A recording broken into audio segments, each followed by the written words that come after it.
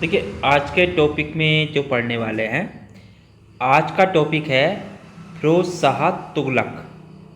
ठीक है, तो फिरोज शाह तुगलक के बारे में पढ़ने वाले हैं। उससे पहले मैंने आपका इसमें गयासुद्दीन तुगलक और मोहम्मद बिन तुगलक के बारे में करा दिया है। तो आज जितने भी हैं मैं इसमें आज स्टेप इसका तुगलक वंश को ख़त्म करा दूंगा। ठीक है, जो मोस्ट इसमें आपके क्वेश्चन बनते हैं। देखिए फिरोज शाह तुगलक जो शासक रहा वो 1351 से 1388 ईस्वी तक शासक रहा। ठीक है, देखिए ये फिरोज शाह तुगलक 1351 ईस्वी में दिल्ली का शासक बना। ठीक है, 1351 ईस्वी में दिल्ली का शासक बना। दिल्ली का ये शासक बना। ठीक है, 1351 ईस्वी में। चलिए आगे देखिए, इसकी बात करूं तो इसका जो सर्वप्रथम जो अभिषेक हुआ था, अगर इसका सर्वप्रथम राज्याभिषेक की बात करूं, सर्वप्रथम राज्याभिषेक तो इसका जो सर्वप्रथम राज्याभिषेक हुआ था वो ठट्टा में हुआ था। ठीक है, कहाँ हुआ था? ठट्टा में। तो सबसे पहले इसका जो राज्याभिषेक हुआ वो आपका ठट्टा में हुआ। उसके बाद दिल्ली में। उसके बाद कहाँ पर हुआ? दिल्ली में हुआ था। ठीक है, इसका राज्याभिषेक। तो इस चीज को भी आपको नोट कर लेना है। ठीक है, इसने क्या क्या किया उसके बारे में जितने भी क्वेश्चन बनेंगे सारे पॉइंट टू पॉइंट नोट करते चलेंगे। देखिए इसने जो फिरोज शाह तुगलक ने उड़ीसा में पुरी स्थित जगन्नाथ मंदिर को 1360 ईस्वी में, इसने 1360 ईस्वी में क्या किया? जो जगन्नाथ मंदिर है, जगन्नाथ मंदिर को, जगन्नाथ मंदिर तो 1360 ईस्वी में जगन्नाथ मंदिर को इसने ध्वस्त किया था। ठीक है, इसने ध्वस्त कर दिया था, ध्वस्त कर दिया। ठीक है, 1360 ईस्वी में। तो जगन्नाथ मंदिर कहाँ है आपका? वर्तमान ओडिशा में है। ठीक है, कहाँ पर है? वर्तमान ओडिशा में। ठीक है, तो इस चीज को भी आपको नोट कर लेना है। उसके बाद इसने 1361 ईस्वी में, 1361 ईस्वी में इसने ज्वालामुखी मंदिर को ध्वस्त कर दिया था। ठीक है, ज्वालामुखी मंदिर को, ज्वालामुखी मंदिर। तो ज्वालामुखी मंदिर जो है आपका नगरकोट में है। ठीक है, कहाँ पर है? नगरकोट में। ठीक है, तो 1361 में इसने इसको ध्वस्त कर दिया था।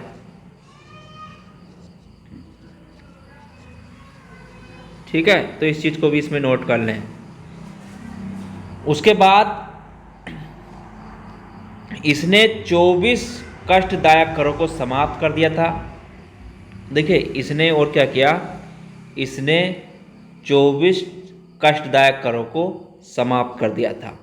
ठीक है, 24 कष्टदायक करों को समाप्त कर दिया था। ठीक है, करों को समाप्त कर दिया। उसमें और इसने केवल क्या है, ये केवल 4 कर लेता था। उसके बाद ये केवल 4 कर लेता था, ये केवल 4 कर लेता था। ठीक है, अब वो 4 कर कौन कौन से थे? इसमें जैसे आपका खराज, ठीक है, खराज, खुम्स,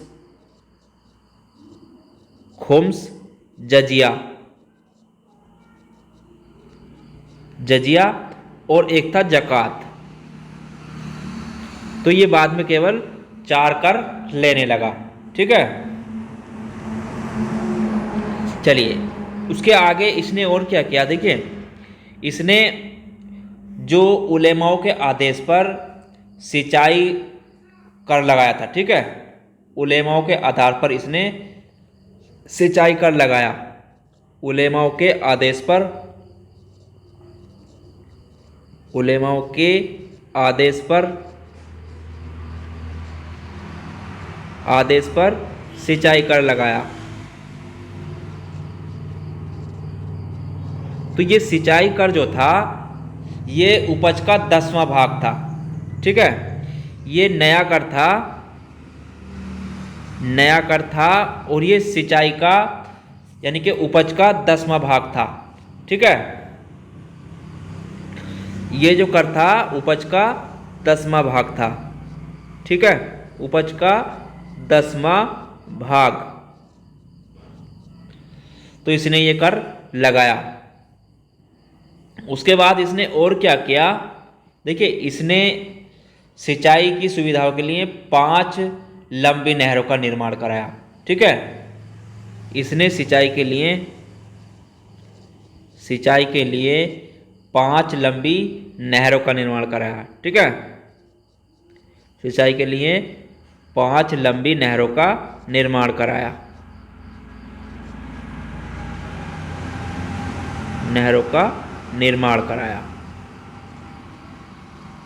तो ये भी इसमें नोट कर लें। देखिए उसने 300 नए नगरों की स्थापना करी, ठीक है, 300 नए नगरों की स्थापना करी, नए नगरों की स्थापना।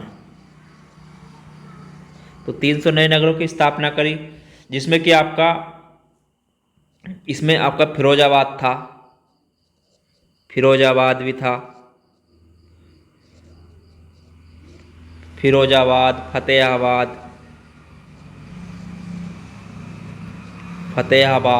जौनपुर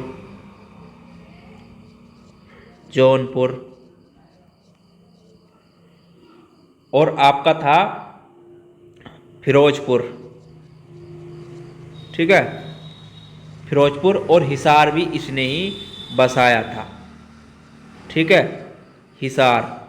तो इसने अपने जो नगर बसाए तो इन नगरों में फिरोजाबाद उसे सर्वाधिक पसंद था, ठीक है, इन नगरों में फिरोजाबाद सर्वाधिक पसंद था, ठीक है, तो ये सर्वाधिक उसे पसंद था, जो फिरोजाबाद था ये उसे सर्वाधिक पसंद था इन नगरों में से, ठीक है। चलिए आगे और क्या किया इसने, देखिए लोक निर्माण विभाग की सर्वप्रथम जो इसने ही लोक निर्माण विभाग की स्थापना करी, ठीक है, इसने सर्वप्रथम लोक निर्माण विभाग की स्थापना करी, ठीक है, लोक निर्माण विभाग की स्थापना, लोक निर्माण विभाग की स्थापना। तो इसने इसकी स्थापना करी सर्वप्रथम, ठीक है। इसने और क्या किया, ब्राह्मणों पर जजिया कर लगाने वाला ये प्रथम शासक था, ठीक है, ब्राह्मणों पर जजिया कर, तो ब्राह्मणों पर जजिया कर लगाने वाला प्रथम शासक, ठीक है। तो ये प्रथम शासक था जिसने ब्राह्मणों पर जजिया कर लगाया था, ठीक है। देखिए उसके बाद इसने और क्या किया, इसने हक ए सर्व यानी कि एक इसने उलेमा वर्ग की स्वीकृति के पश्चात, यानी कि उलेमा वर्ग की स्वीकृति के पश्चात इसने 1 करोड़ लगाया, ठीक है। तो स्वीकृति के पश्चात इसने एक हक ए सर्व जो सिंचाई कर लगाने वाला, इसने और क्या लगाया, हक ए सर्व, हक ए सर्व, हक ए सर्व। ठीक है, तो हक ए सर्व नामक सिंचाई कल लगाने वाला दिल्ली का ये प्रथम सुल्तान था। ठीक है, इसने सिंचाई कल लगाया।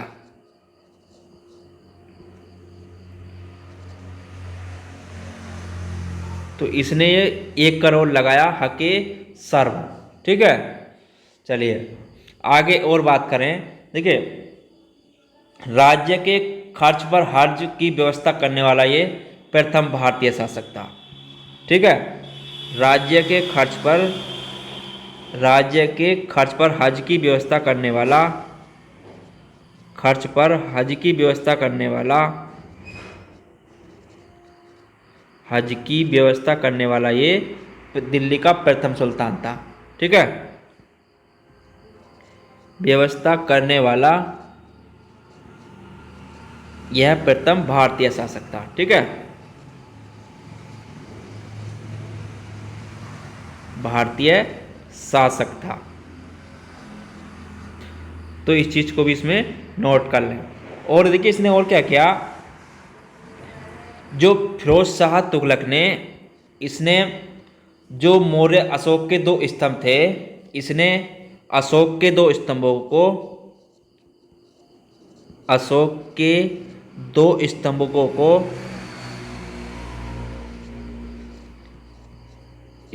को ये मेरठ और आप एक था टोपरा, जो वर्तमान अंबाला में दिल्ली लाया। ठीक है, को कहाँ लाया, स्तंभों को एक तो था मेरठ और टोपरा, मेरठ और था टोपरा, मेरठ और टोपरा से इन्हें कहाँ लेकर आया, ये दिल्ली लेकर आया। ठीक है, इन्हें दिल्ली लाया। तो इस चीज को भी नोट कर लें। ठीक है, और इसने क्या किया, इसने बेरोजगार को रोजगार दिलवाने के लिए रोजगार कार्यालय का गठन करवाया। ठीक है, बेरोजगारों को रोजगार दिलवाने के लिए, बेरोजगार को रोजगार दिलवाने के लिए रोजगार दिलवाने के लिए रोजगार कार्यालय का गठन करवाया। ठीक है, रोजगार कार्यालय का गठन कराया।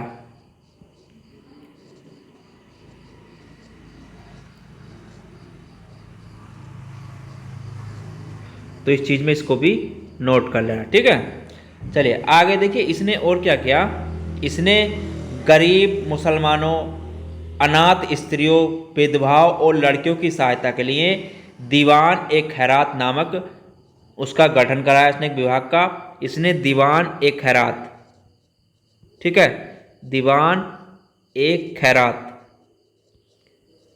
का गठन करवाया।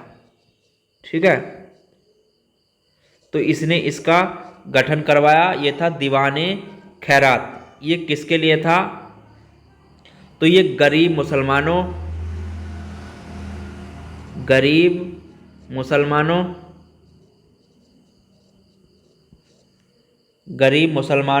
अनाथ स्त्रियों,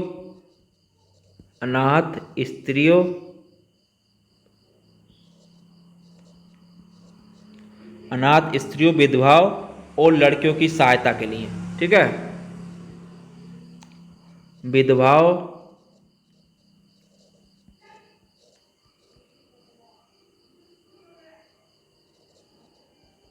और लड़कियों की सहायता के लिए।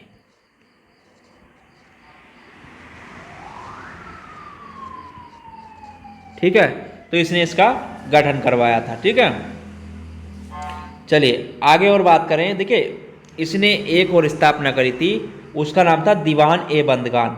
ठीक है, दीवान ए बंदगान की स्थापना, दीवान ए बंदगान की स्थापना तो दीवान ए बंदगान जो था ये दासों की देखभाल के लिए था। ठीक है, दासों की देखभाल के लिए, दासों की देखभाल के लिए। तो ये दासों की देखभाल के लिए इसने दीवाने बंदगान का गठन करवाया। ठीक है, चलिए और आगे बात करें इसके शासनकाल में। अगर आगे बात की जाए इसके शासनकाल में ही क्या हुआ था, सैनिकों को जागीर के रूप में वेतन दिया जाता था। ठीक है, इसके शासनकाल में, इसके शासनकाल में सैनिकों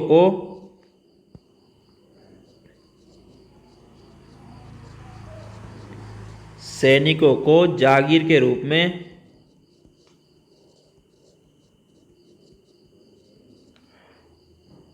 वेतन दिया जाता था। ठीक है, तो इस चीज को भी इसमें नोट कर लें। देखिए इसने क्या किया, सैन्य पदों को वंशानुगत बना दिया। ठीक है, और इसने सैन्य पदों को वंशानुगत बना दिया। ठीक है, सैन्य पदों को वंशानुगत बना दिया।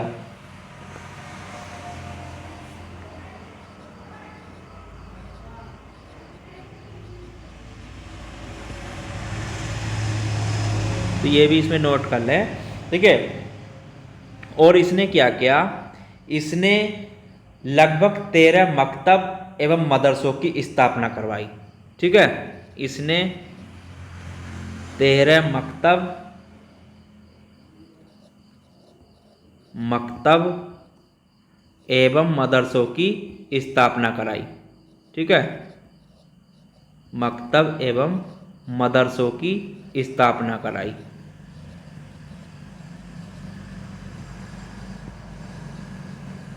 तो इस चीज को भी इसमें नोट कर ले। ठीक है,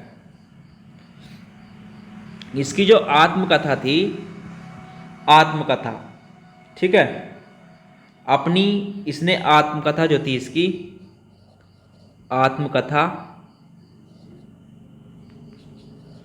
तो इसने अपनी आत्मकथा लिखी थी फुतूत ए फिरोज शाही। ठीक है, फुतूत ए फिरोज शाही, फुतूत ए फिरोज शाही।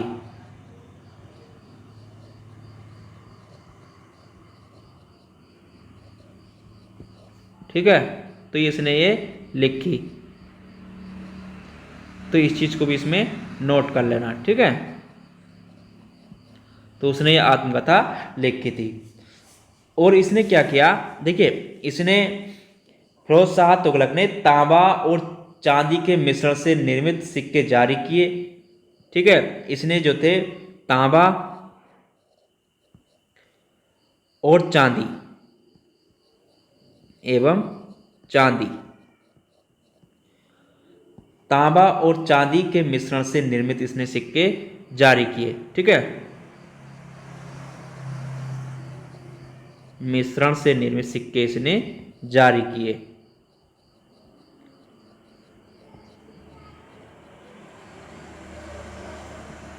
सिक्के जारी किए।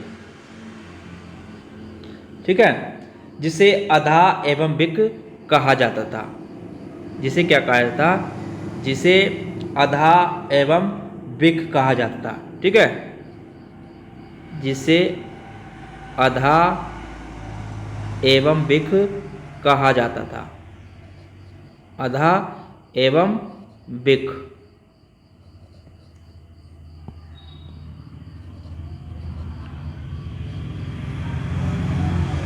ठीक है, तो इस चीज को नोट कर लेना। उसने और क्या चलाया, देखिए इसने 6 जीतल का ससगानी सिक्का चलवाया। ठीक है, और इसने 6 जीतल का ससगानी सिक्का चलवाया। ठीक है, 6 जीतल का ससगानी नामक सिक्का चलवाया।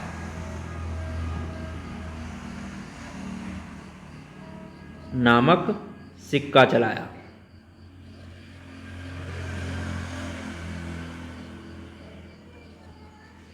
ठीक है, तो इस चीज़ को भी इसमें नोट कर लें। देखिए चलिए, और इसके बारे में अगर बात करूं तो इसने देखिए, तो इसने मध्यकालीन भारत का ये प्रथम कल्याणकारी निरंकुश शासक इसे कहा जाता है। ठीक है, इसे जो है, इसे मध्यकालीन भारत का, इसे मध्यकालीन भारत का प्रथम, मध्यकालीन भारत का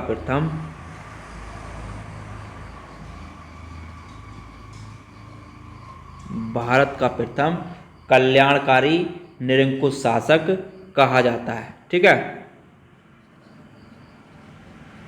कल्याणकारी निरंकुश शासक कहा जाता है।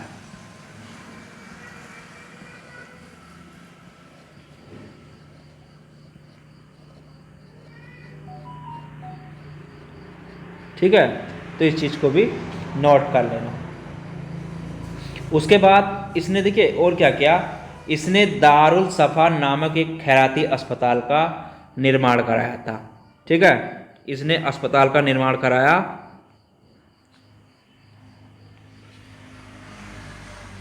अस्पताल का निर्माण, तो इसने एक अस्पताल का निर्माण कराया, उसे कहते थे दारुल सफा नामक। ठीक है, दारुल सफा नामक, दारुल सफा नामक अस्पताल का। ठीक है,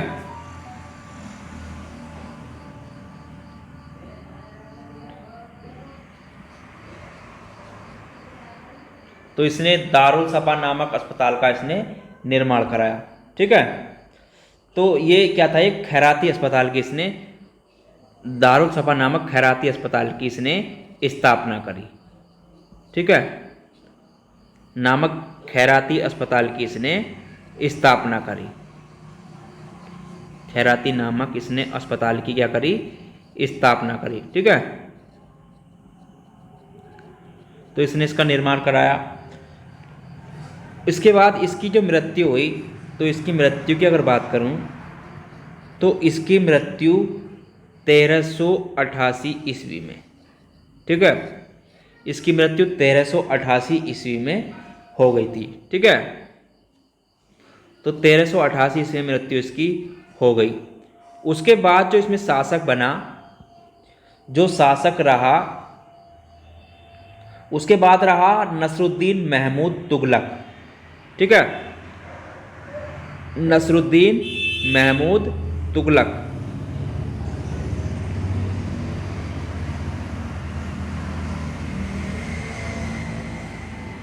नसरुद्दीन महमूद तुगलक।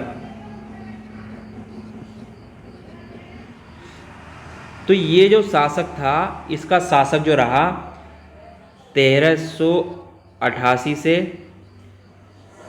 1388 से,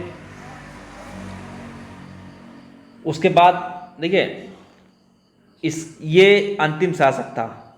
ठीक है, तो ये 1388 के बाद ये बना, और ये जो था तुगलक वंश का अंतिम शासक था। ठीक है, ये इस वंश का अंतिम शासक था, अंतिम शासक था। ठीक है, और ये रहा 1414 तक, 1414 तक रहा तुगलक वंश, और ये अंतिम शासक था। ठीक है, तो नसरुद्दीन महमूद तुगलक अंतिम शासक था इस वंश का। ठीक है, उसके बाद इसमें सैयद वंश आया, लोदी वंश आया। तो कल के टॉपिक में पढ़ेंगे सैयद वंश, और इसी में मैं करा दूंगा इसमें मैं आपका लोदी वंश। ठीक है, तो आज के टॉपिक को यहीं पर समाप्त करते हैं। कल मिलेंगे इसी समय नए टॉपिक के साथ। सैयद वंश और लोदी वंश में आपका दोनों करा दूंगा कल के उसमें। ठीक है, जितने भी पॉइंट हैं मैंने आपको पॉइंट टू पॉइंट ही कराए हैं, इनको आपको नोट कर लेना है, और ये आपके सभी एग्जाम्स में आने वाले क्वेश्चन इन्हीं में से बनते हैं। ठीक है, अगर आप चैनल पर नए हैं तो चैनल को लाइक से सब्सक्राइब जरूर करें। धन्यवाद।